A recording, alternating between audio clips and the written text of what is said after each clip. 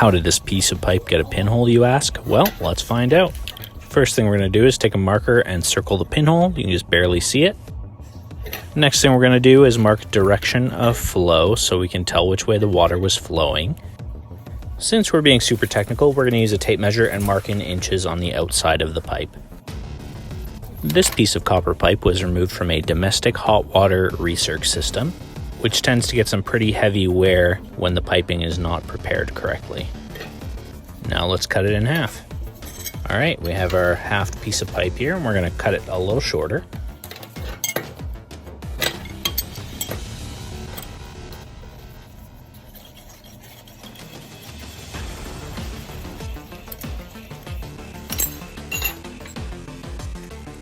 And we're gonna split it in half.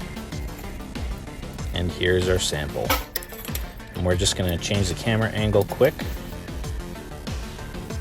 and arrange the piping on the table so that we can see where the pinhole is, the direction of flow, and the measurements. We're actually gonna transfer our increments to the inside of the pipe. So bear with me for a second.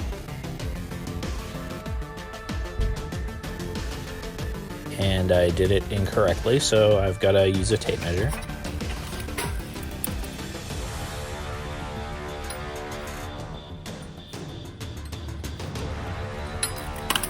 And we're just going to widen up those lines a little bit.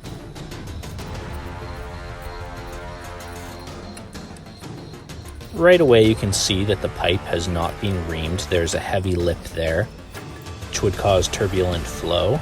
You can see that the piping is heavily worn in the first 2.5 inches or so. You can also see an equal amount of damage upstream, which I find really interesting.